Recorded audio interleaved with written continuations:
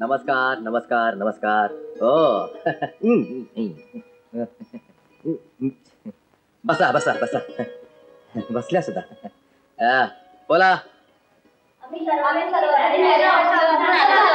असं बरं केलं बरं केलं.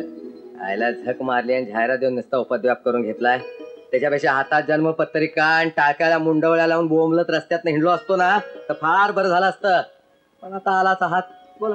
आपण सुखवस्तू आहात आणि तसंच हँडसम पण. अय्या हे आंधळा सुद्धा सांगेल. आंधळा मुका सुद्धा सांगेल. मग या जाहिरातीचं प्रयोजन काय?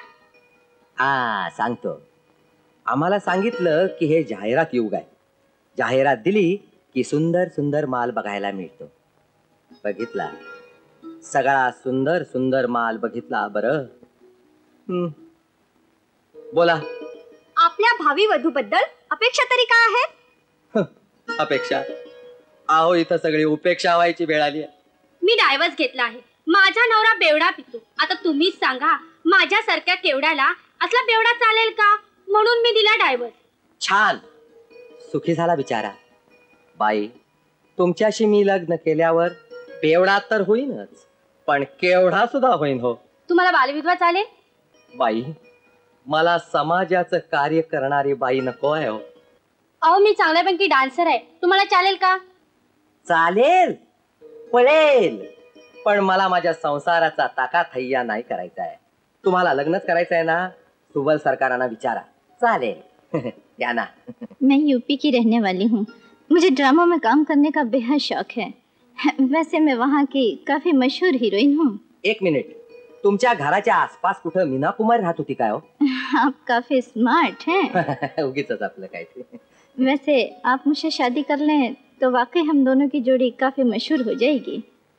आप शादी करेंगे ना मुझसे? म्हणजे काय के म्हणजे आम्हाला आमच्या घराचा सिनेमा करायचा नाही किंवा आम्हाला स्वतःला नटसम्राट सुद्धा व्हायचं नाही. तेव्हा सरकार थोडक्यात काय तर तुम्ही जागा चुकलात. तुम्ही मुंबईला जा. तिथे भरपूर नटुगडे आहेत. तर काय म्हणत होतो? हो आतापर्यंत मनपसंत नवऱ्याची वाट पाहिली. तुमची जाहिरात वाचली आणि आले. छान छान केलं. आता इतकी वर्ष थांबलात ना तशी आणखी 10-15 वर्ष थांबात की ह्याच्यापेक्षा सुद्धा तुम्हाला चांगला नवरा मिळेल. आपण एक गंमत करूया काय? करूया ना? मग उठा आणि आता फुटा. ते वैतागच्या मारी मी नेऊन कालिदास. तेव्हा अरे मीच मिळालो का रे तुला? काय छोटा मला काय झालं? अरे काय झालं काय झालं नाही ते विचार. हे बघ बाहेर जितक्या मुलीबाळी जमल्या असतील ना त्या सगळ्यांना सांग आमच्या साहेबांची तब्येत अजिबात बरी नाहीये. तेव्हा पुन्हा केव्हा तरी भेटा. असं त्यांना डायरेक्ट भाऊबीजेलाच भेटा म्हणून सांगतो. समजलं बरं? बाल ब्रह्मचारी समजलं. आपलं लग्न का होत नाहीये ते. चला विक्रम शेठ.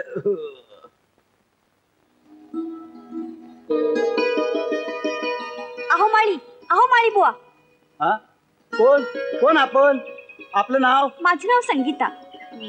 साहेब आहेत का घरात? हो आहेत. काय काम आपलं? त्यांनी दिलेल्या जाहिराती संबंधी मला त्यांच्याशी भेटायचं होतं. अहो पण त्यांची तब्येत बरी नाही. ते आपल्या खोलीत झोपलेत.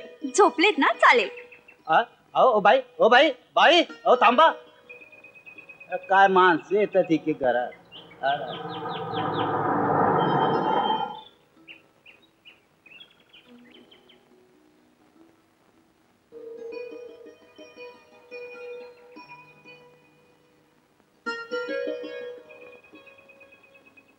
नमस्कार मालक. काय माळी बुवा आमचे बरखुरदार आहेत की नाही? आहेत की. त्यांची तब्येत बरी नाही. तब्येत बरी नाही? अरे काय झालं लेखाला आमच्या?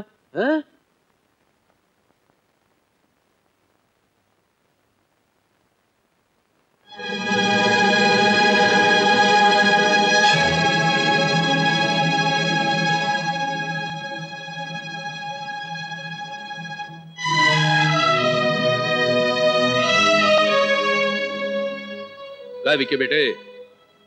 डॅडी तुम्ही काय म्हणते तब्येत? तब्येत? हा तब्येत बरी आहे ना आता, म्हणजे आताच ताप उतरला. हो, आत्ताच ताप उतरताना पाहिला आम्ही. हा ताप सुंदर सुद्धा असतोय ठाऊक नव्हता आम्हाला. नाही म्हणजे काय त्याचं? कालिदास कुठं आहे? कालिदास तो बाजारात गेलाय. बाजारात? बरोबर आहे, अशा तापाला एकांत हवाच असतो. डॅडी तुम्ही समजता विकी तसं. बेटे, तुमच्या वयातून आम्ही सुद्धा गेलोय.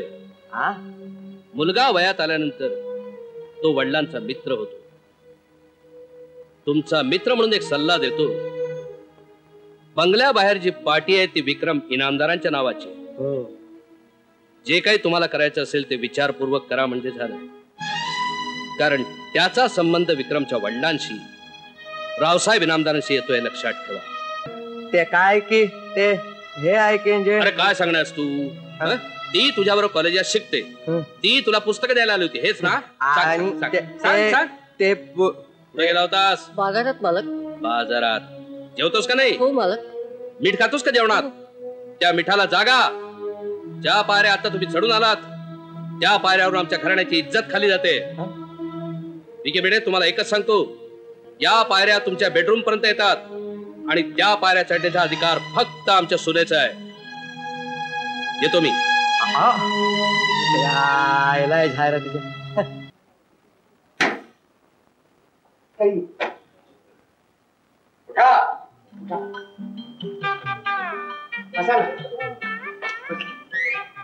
काय म्हणताय विक्रम साहेब? विक्रम तेल लावत गेला. तुम्ही मला समजता कोण? 16,108 बायका करणारा मुरलीधर श्रीकृष्ण. इतक्या? त्याही मुली कमी पडतील इतक्या मुली जमल्यावर त्या चक्क बंगल्याला घेरावा घालून. काय या गावात तुमच्यासारखी देखणीचीच दुर्मिळच. मी सोडून नाही का? नाही. अहो, मला सुद्धा पिंजऱ्यात बसलेल्या दुर्मिळ जनावरासारखं वाटत होतं. हो, एक मुलगी त्याच्या बेडरूम मध्ये घुसली, यानं तिला हकलली, पण जाताना वडिलांनी बघितली. माझी चांगली हजामत केली. हा तिथं काय म्हटलेलंच आहे, परस्त्री माते समान. वडिलांची मजा करतो कप तिथे आवाज नाही पाहिजे अजिबात. Sorry I am sorry. काय आणखी पत्र आहे, फोटो आहे, घ्या ना.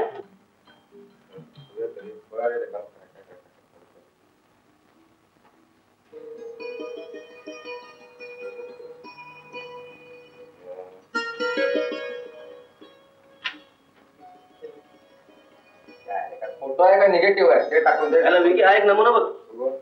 गायनात विशारद, नर्तनात अलंकार, वॉकिंग स्पीड 20 किलोमीटर/आवर. म्हणजे गाडी वापरायला. आणि वजन 60 किलोग्रॅम, 5 ग्रॅम आणि 250 मिलीग्रॅम. आणि नाव बघ, चंद्रप्रभा सूर्यनारायण समुद्र पार कर. वा वा वा वा. हा समुद्र पार करायला आपण काय श्री रामचंद्र नाही, तेव्हा हे काम आपण तो अंतराळवीर राकेश शर्मावर सोडू.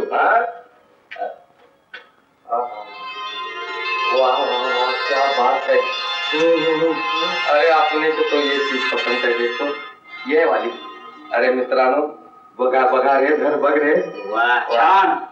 आवडला का हे मॉडेल? आवडलं. अरे एवढं लेटेस्ट मॉडेल कोणाला आवडणार नाही. क्या बात है. काय नाव बघू मित्रांनो, नाव काय ठोके का? कुमारी चैताली देव सरकार. वा वा, देव सरकार. उंची हे वजन सगळं दिलं, त्याला पत्ता दिलेलं नाही, फक्त गोविंदराव मार्ग. त्याला मार्ग काढला पाहिजे. मित्रांनो, आता या मार्गावरचा बंगला शोधून काढायचं काम तुमच्यावर. ओके.